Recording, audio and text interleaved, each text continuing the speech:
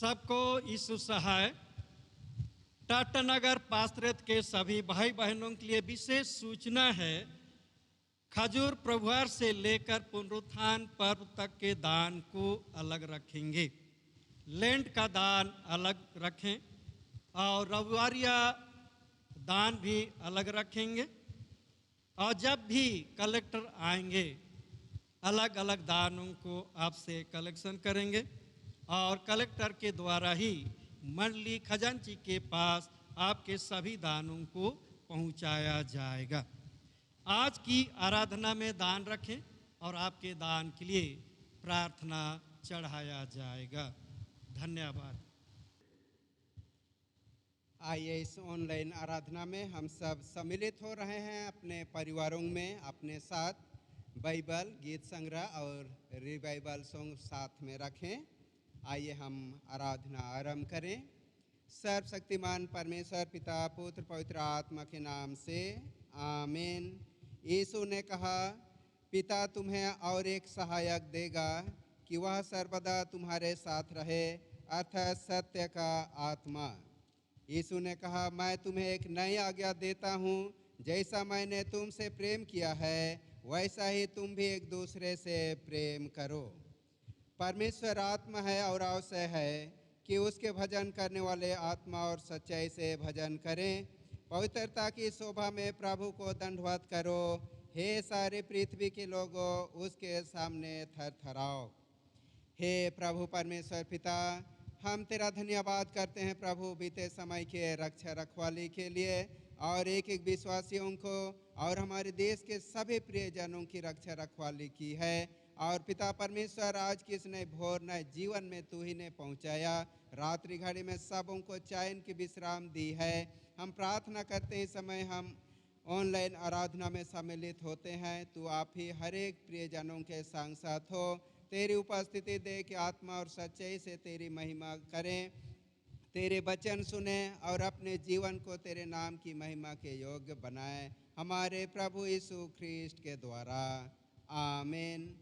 हम इस समय परमेश्वर की महिमा करते हुए हम गीत गाएंगे। गीत नंबर 25, हिम नंबर 25।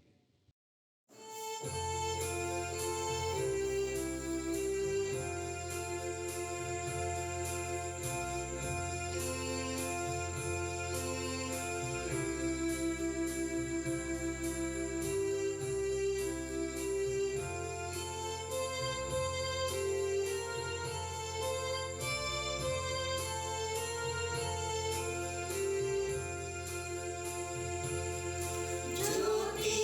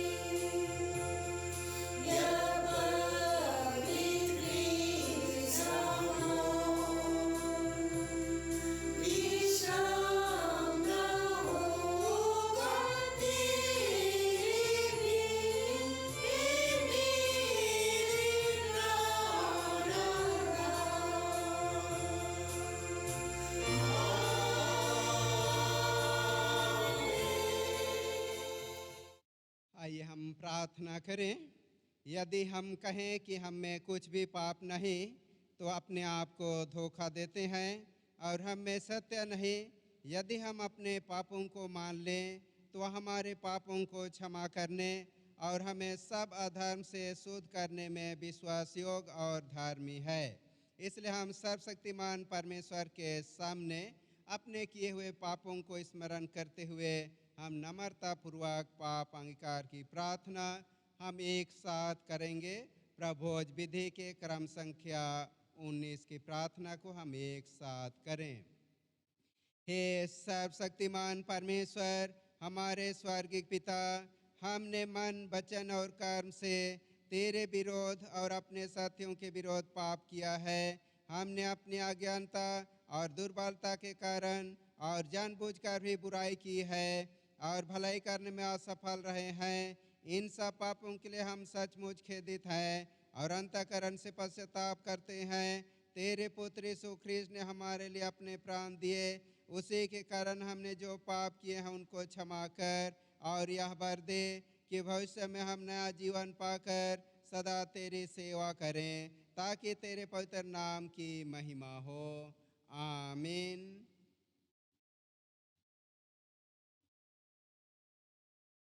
सर्वशक्तिमान परमेश्वर उन सबको क्षमा करता है जो एक दूसरे को क्षमा करते और सच्चा पश्चाताप करते हैं।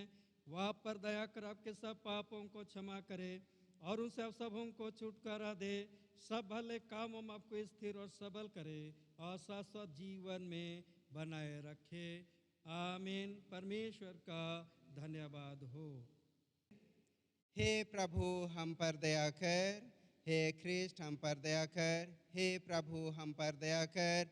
हे हमारे पिता, तू जो स्वर्ग में है, तेरा नाम पवित्र माना जाए, तेरा राज आए, तेरी इच्छा जैसे स्वर्ग में पूर्ण होती है वैसे पृथ्वी पर भी हो। हमारे दिन भर की रोटी आज हमें दे और हमारे अपराधों को क्षमा कर जैसे हमने भी अपने अपराधियों को क्षमा किया है, और हमें परीक्षा में ना डाल परंतु बुराई से बचा, क्योंकि राज, पराक्रम और महिमा अब और सर्वदा तेरे ही है। आमीन। आइए हम आज के ठहराए हुए हम परमेश्वर का वचन हम लोग पाठ सुनेंगे, जो लिखा हुआ है प्रेरितों के कामों का वर्णन, उसका 16 अध्याय और उसका 6 से 10 पद तक। प्रेरित 16 अध्याय उसका 6वां पद से। वे फ्रूगिया और गलातिया प्रदेशों में से होकर गए, क्योंकि पवित्र आत्मा ने उन्हें एशिया में वचन सुनाने से माना किया। उन्होंने मूसिया के निकट पहुंचकर बेतोनिया में जाना चाहा, परंतु यीशु के आत्मा ने उन्हें जाने ना दिया। अतः वे मूसिया से होकर त्रोआस में आए। वहाँ पौलुस ने रात को एक दर्शन देखा कि एक मकीदुनी पुरुष खड़ा हुआ उससे विनती करके कह रहा है, पार उतरकर मकीदुनिया में आ और हमारी सहायता कर। उसके यह दर्शन देखते ही हमने तुरंत मकीदुनिया जाना चाहा, यह समझकर कि परमेश्वर ने हमें उन्हें सुसमाचार सुनाने के लिए बुलाया है। यह परमेश्वर का वचन है। परमेश्वर का धन्यवाद हो। हम दूसरा पाठ सुनेंगे, पतरस की पहली पत्री और उसका 4 अध्याय और उसका 7 से 11 पद तक। दूसरा पाठ, पहला पतरस 4 अध्याय 7 से 11 पद तक। सब बातों का अंत तुरंत होने वाला है, इसलिए संयमी होकर प्रार्थना के लिए सचेत रहो। सब में श्रेष्ठ बात यह है कि एक दूसरे से अधिक प्रेम रखो, क्योंकि प्रेम अनेक पापों को ढांप देता है। बिना कुड़कुड़ाए एक दूसरे का अतिथि सत्कार करो। जिसको जो वरदान मिला है वह उससे परमेश्वर के नाना प्रकार के अनुग्रह के भले भंडारियों के समान एक दूसरे की सेवा में लगाए।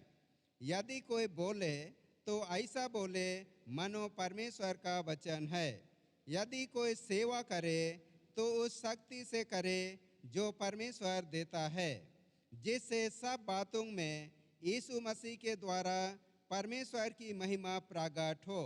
महिमा और साम्राज्य और युगानुयुग उसी का है। आमीन। या परमेश्वर का वचन है। परमेश्वर का धन्यवाद हो। आइए हम सुसमाचार सुनने से पहले हम गीत गाएंगे। गीत नंबर 112, हिम नंबर 112।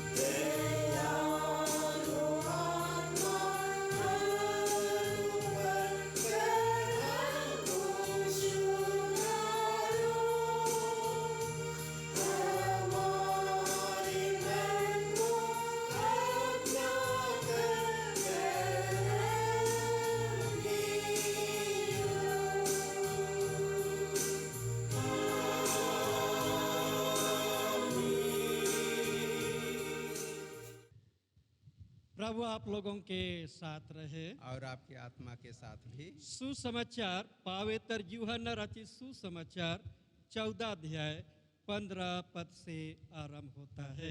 हे प्रभु यीशु तेरी ही महिमा हो। यदि तुम मुझसे प्रेम रखते हो तो मेरी आज्ञाओं को मानोगे।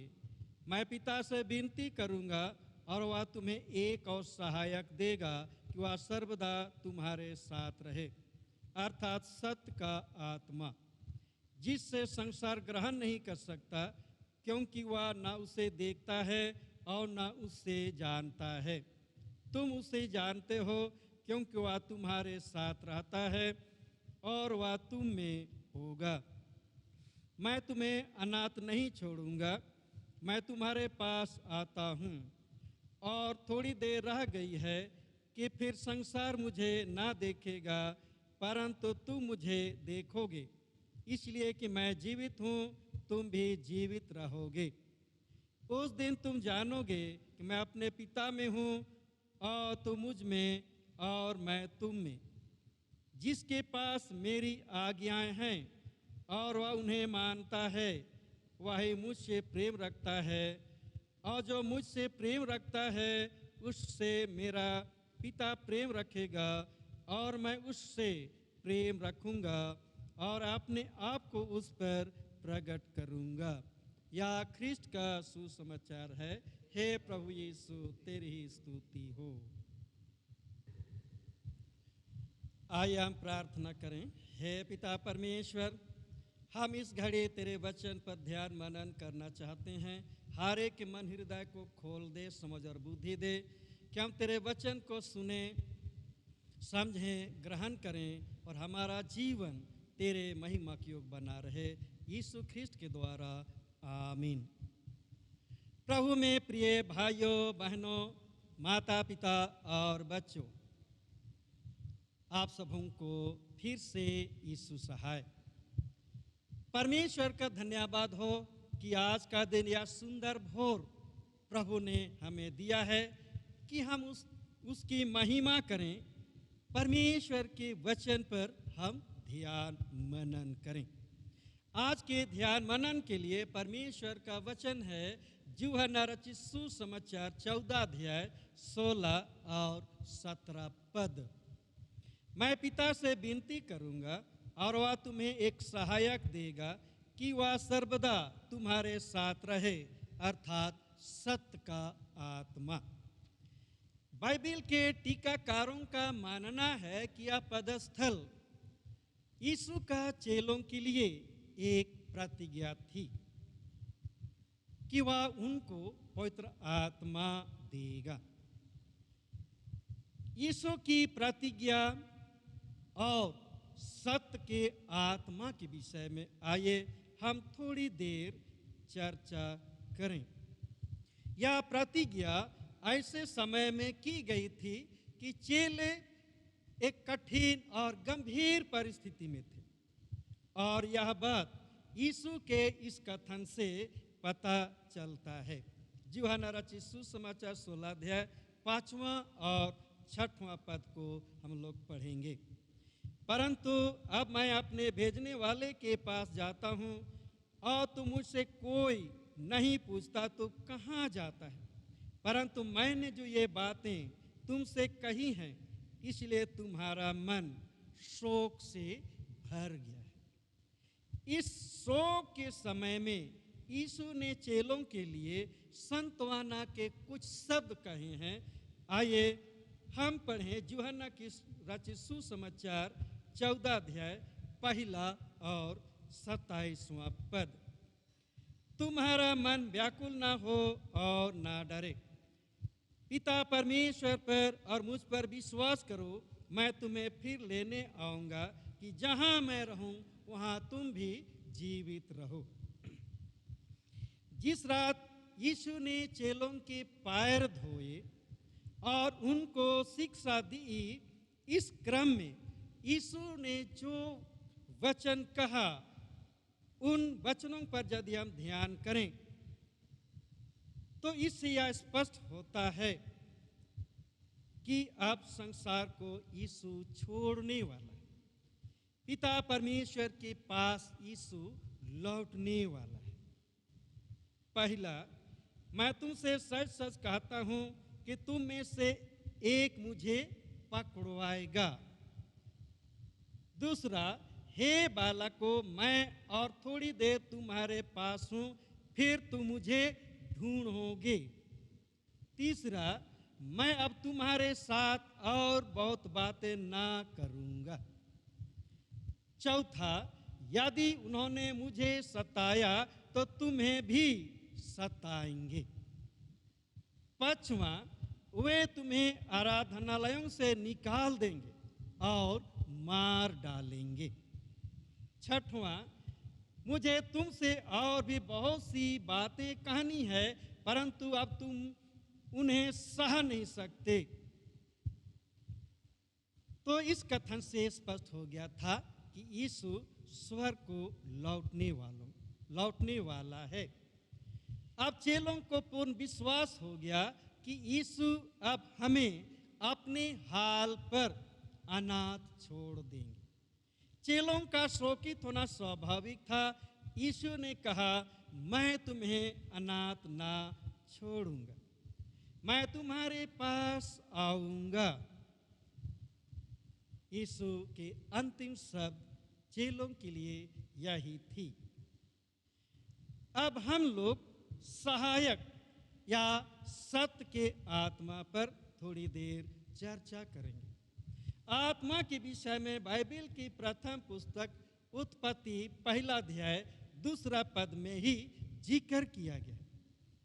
पृथ्वी बेडौल और सुनसान पड़ी थी और गहरे जल के ऊपर अंधियारा था, तथा परमेश्वर का आत्मा जल के ऊपर मंडराता था। इस आत्मा के विषय में यूहन्ना रचित सुसमाचार पहला अध्याय और उसका 3 पद को जब हम पढ़ते हैं तो इस प्रकार कहा गया है, सब कुछ उसी के द्वारा उत्पन्न हुआ और जो कुछ उत्पन्न हुआ उसमें से कोई भी वस्तु उसके बिना उत्पन्न नहीं हुई। इसीलिए आत्मा को परमेश्वर का दाहिना हाथ कहा गया है, अर्थात परमेश्वर ने आत्मा की सहायता से या आत्मा के द्वारा अपनी सारी सृष्टि को बनाया। आत्मा को हवा भी कहा गया है, जिससे हम मनुष्य श्वास लेते हैं, जो दिखाई नहीं देता है, उससे हम केवल अनुभव कर सकते हैं। और इसे इब्रानी में रूआख और यूनानी में पिनियोमा कहा गया है। उदाहरण के लिए उत्पत्ति 2 अध्याय 7वां पद को हम लोग पढ़ेंगे। तब यहोवा परमेश्वर ने आदम को भूमि की मिट्टी से रचा और उसके नथनों में जीवन का श्वास फूंक दिया और आदम जीवित प्राणी बन गया। पवित्र आत्मा के सामर्थ्य से निर्जीव मूर्त एक जीवित प्राणी बन गया। परमेश्वर के आत्मा में एक बड़ी सामर्थ है, इसीलिए इसे तूफान भी कहा गया है। पुराने नियम में आत्मा को परमेश्वर का आत्मा या परमेश्वर का आत्मा से संबोधित किया गया है। यह आत्मा मनुष्यों में क्रियाशील रहा। न्यायों की पुस्तक 13 और 14 अध्याय को जब हम अध्ययन करते हैं तो यहाँ सिमसोन के विषय में, जो परमेश्वर का चुना हुआ जन था, इसमें पवित्र आत्मा क्रियाशील रहा, वह दिखाई देता है। हम लोग न्याय की पुस्तक 14 अध्याय 5 और 6 पद को जब पढ़ते हैं तो यहाँ लिखा है, तब सिमसोन अपने माता पिता को संग लेकर तिम्ना को चलकर तिम्ना की दाग की बारी के पास पहुंचा। वहां उसके सामने एक जवान सिंह गरजने लगा। तब यहोवा का आत्मा उस पर बल से उतरा और यद्यपि उसके हाथ में कुछ न था, तब उसने उसको ऐसा फाड़ डाला जैसा कोई बकरी का बच्चा को फाड़ डाले। इस आत्मा के विषय में जिस समय साउल को राजा बनाया गया, अभिषेक किया गया, जब वह पहाड़ से उतर रहा था, तब उनको नबियों के टोली मिली और उनकी संगति में आया। तब परमेश्वर का आत्मा उसमें उतर आया और साउल भी, जो भी कोई नबी नहीं था, लेकिन नबियों के साथ नबुवत करने लगा। अर्थात परमेश्वर या यहोवा का आत्मा अपने चुने हुए लोगों को संकट की घड़ी में सहायता करता था और नबियों को नबुवत के समय नबुवत करने में उनकी सहायता करता था। नया नियम में यीशु ने परमेश्वर यहोवा की आत्मा को सहायक, सत्य का आत्मा और पवित्र आत्मा से संबोधित किया है। यूहन्ना रचित सुसमाचार 14 अध्याय 16, 17 और 26 पद में इस प्रकार कहा गया। यीशु ने चेलों को बताया कि पवित्र आत्मा उसको कैसे सहायता करेगा। पहला, परंतु सहायक अर्थात पवित्र आत्मा जिसे पिता मेरे नाम से भेजेगा, वह तुम्हें सब बातें सिखाएगा और जो कुछ मैंने तुमसे कहा है वह सब बातें तुम्हें स्मरण कराएगा, तुम्हें सिखाएगा और स्मरण कराएगा। दूसरा, परंतु जब वह सहायक आएगा जिसमें पिता की ओर से भेजूंगा, अर्थात सत्य का आत्मा जो पिता की ओर से निकलता है, वह मेरी गवाही देगा और उस आत्मा के साथ तुम भी गवाही दोगे। तो भी मैं तुमसे सच कहता हूं कि मेरा जाना तुम्हारे लिए अच्छा है, क्योंकि यदि मैं ना जाऊं तो सहायक ना आएगा, परंतु यदि मैं जाऊंगा तो उसे तुम्हारे पास भेजूंगा। और परंतु यदि मैं जाऊंगा तो उसे भेजूंगा, वह आका संसार अर्थात अविश्वासी और मसीह के विरोधियों के साथ विवाद करेगा और पाप और धार्मिकता और न्याय के विषय में उन्हें निरुत्तर करेगा। परंतु जब वह अर्थात सत्य का आत्मा आएगा तो तुम्हें सब सत्य का मार्ग बताएगा, क्योंकि वह अपनी ओर से ना कहेगा, परंतु जो कुछ सुनेगा वही कहेगा और आने वाली बातें तुम्हें बताएगा। इस प्रकार यीशु ने 100 के चेलों को ढाढ़स बंधाया। वर्तमान में विश्वासियों पर यह पवित्र आत्मा किस प्रकार क्रियाशील है, इसके विषय में 1 कोरिन्थ 12 अध्याय 7 से 11 पद में पवित्र पौलुस ने वर्णन किया है।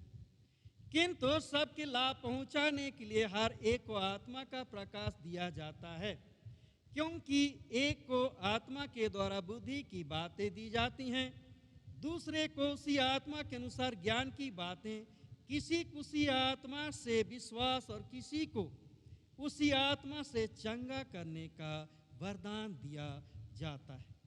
फिर किसी को सामर्थ के काम करने की शक्ति, और किसी को भविष्यवाणी की, और किसी को आत्माओं की परख, और किसी को अनेक प्रकार की भाषा, और किसी को भाषाओं का अर्थ बताना।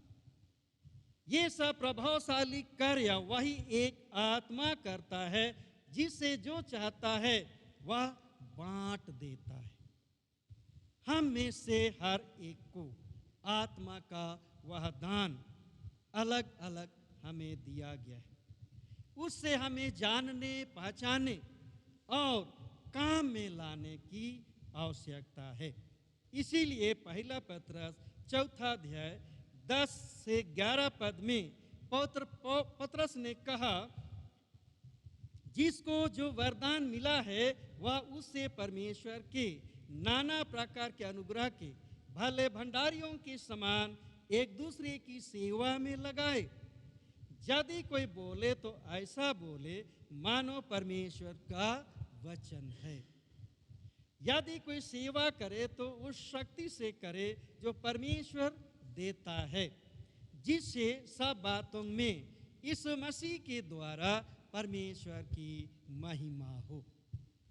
अतः हमें जो वरदान मिला है उससे भले भंडारी के समान एक दूसरे की सेवा में लगाने की आवश्यकता है।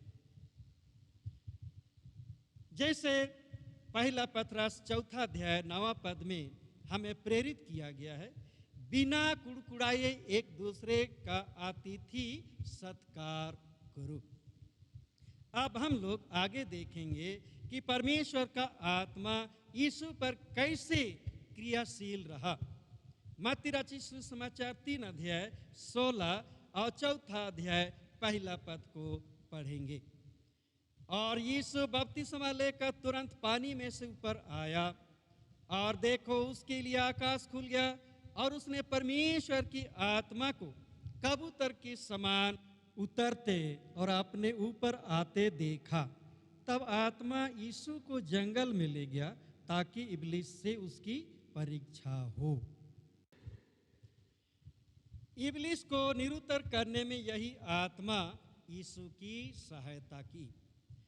पवित्र आत्मा की सहायता और सामर्थ्य से यीशु ने आगे चलकर बड़ी सामर्थ के साथ लोगों को सुसमाचार सुनाया, बड़े बड़े आश्चर्य कर्म किया, बीमार, अंधे, लंगड़े, लूले, बहरे और कुबड़े लोगों को चंगा किया, दुष्ट आत्माओं को निकाला, भूखों को खिलाया और मुर्दों को भी जिलाया।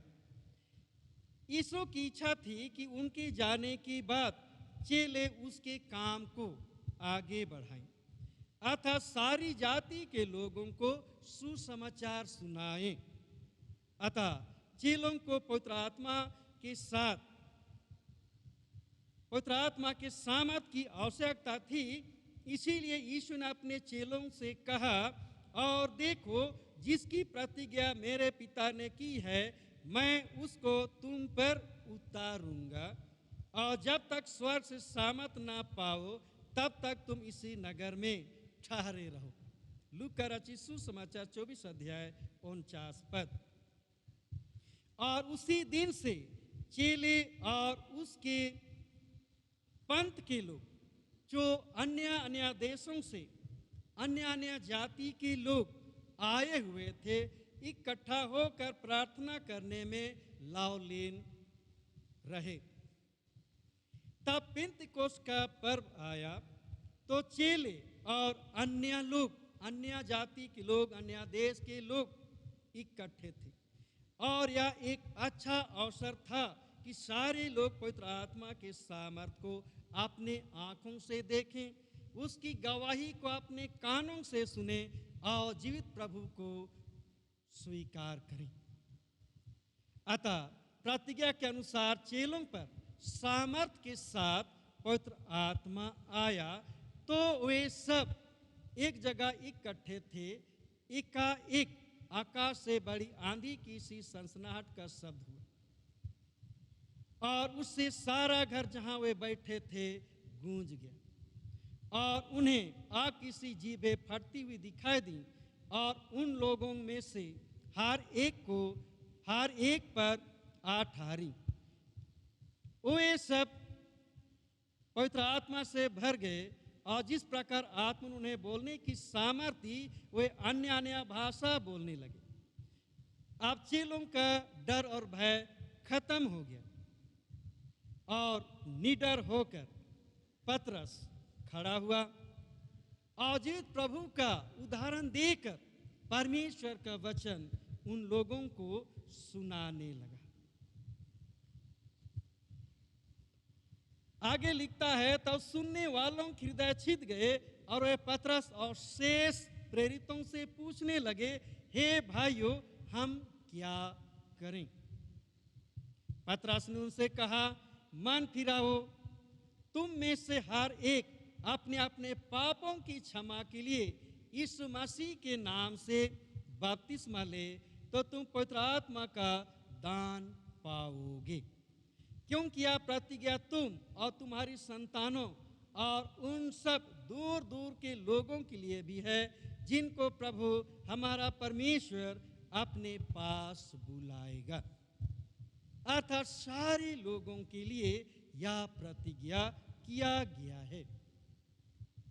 योएल की पुस्तक 2 अध्याय 28 से 29 पद में भी यही कहा गया है। उन बातों की बाद मैं सब प्राणियों पर अपना आत्मा उंडेलूंगा। तुम्हारे बेटे बेटियां भविष्यवाणी करेंगे, और तुम्हारे पुण्य स्वप्न देखेंगे, और तुम्हारे जवान दर्शन देखेंगे।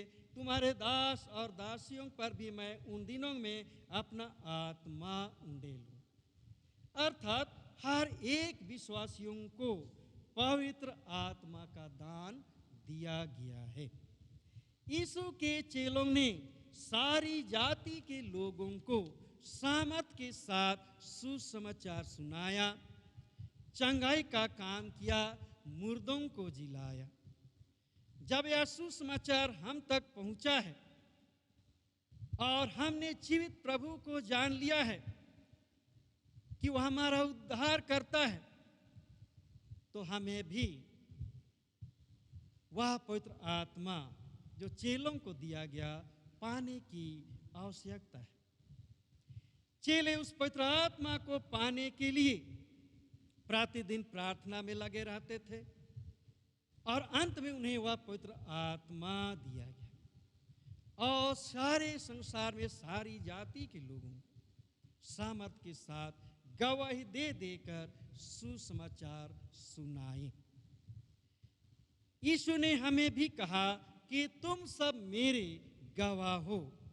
अतः हमें भी पवित्र आत्मा के सामर्थ को पाने की आवश्यकता है कि हम सामर्थ के साथ लोगों को गवाही दे सकें एवं सुसमाचार सारे लोगों को सुना सकें,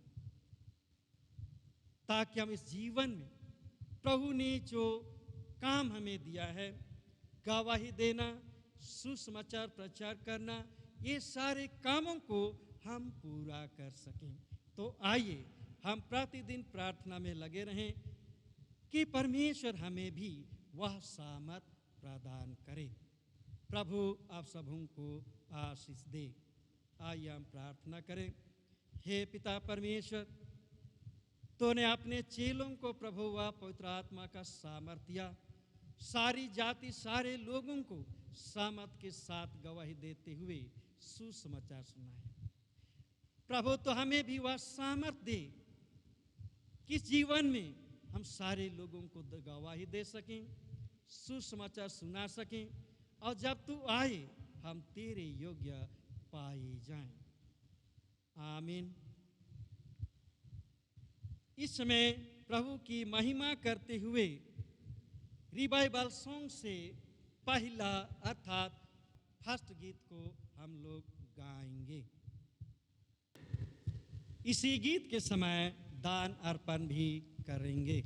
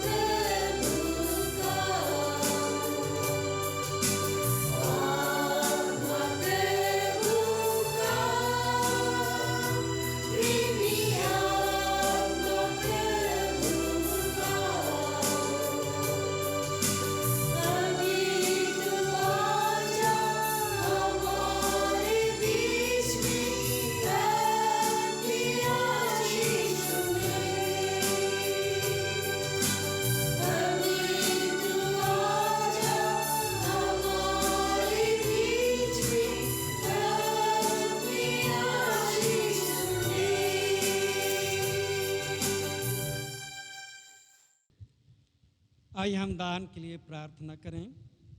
हे पिता परमेश्वर, अन्न धन महिमा सबको हम तुझसे प्राप्त करते हैं और इस घड़ी प्रभु से संपत्ति में से तुझे जो भेंट चढ़ाते हैं उस पर तेरी आशीष हो और वह दान कलीसिया के काम में लाया जाए, तेरी महिमा हो।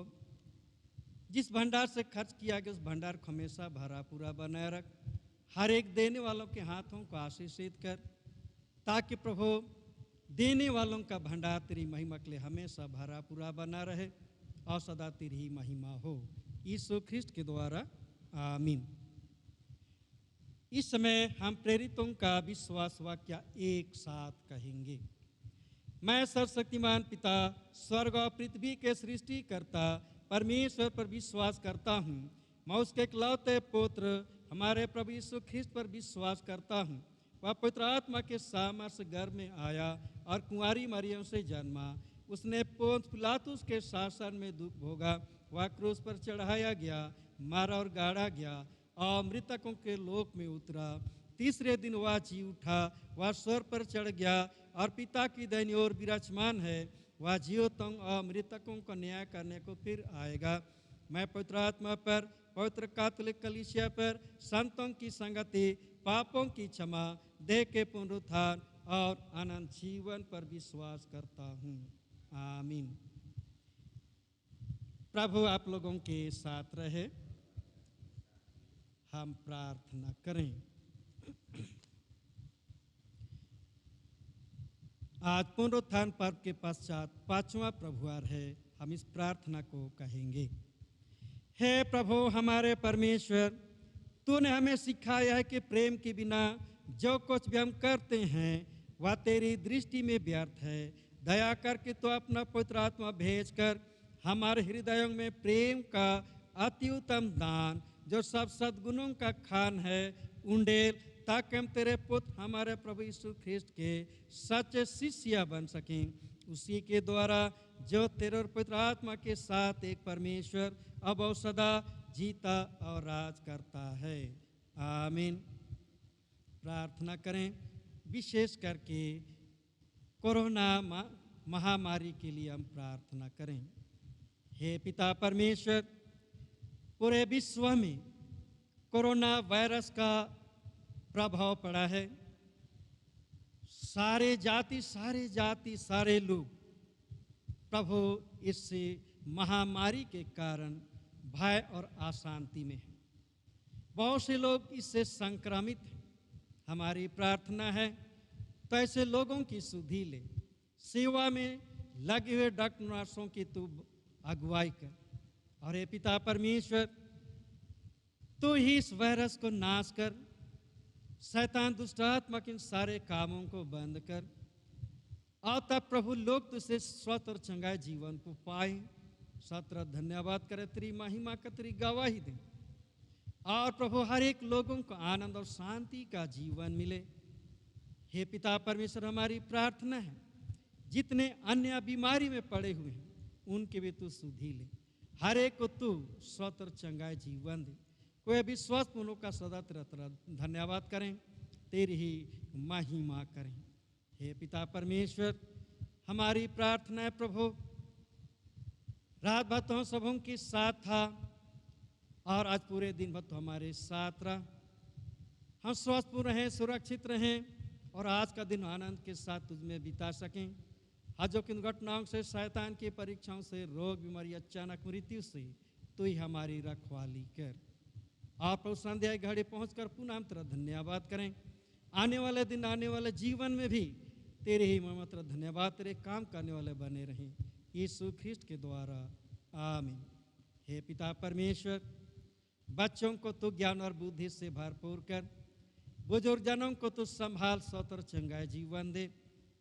और हे पिता परमेश्वर, कलीसिया के भाई बहनों के विश्वास को तू स्थिर और दृढ़ कर और वे तुझ में बने रहें। उनके द्वारा सदा तेरी महिमा हो, तेरी गवाही हो।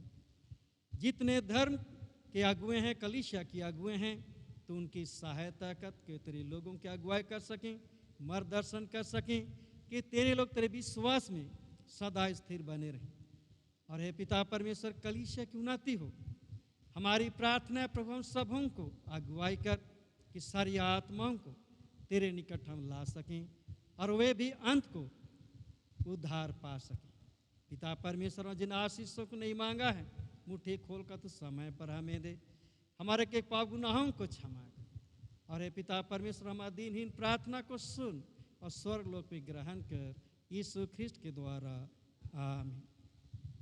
अब सर्वशक्तिमान परमेश्वर पिता पुत्र आत्मा की आशीष सब पर हो और आप सबों के साथ सदा सर्वदा रहे।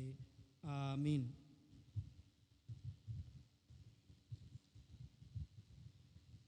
अंत में एक विशेष सूचना है। लॉकडाउन के दरमियान घर में रहें। यदि बाहर निकलते हैं तो मास्क अवश्य पहनें। सैनिटाइजर को काम में लाएं, उसका उपयोग करें। हाथ चेहरा साबुन से अच्छी तरह धोएं। सोशल डिस्टेंस को बनाए रखें। सावधानी बरतें, सुरक्षित रहें एवं स्वस्थ रहें। धन्यवाद। सबको यीशु सहाय।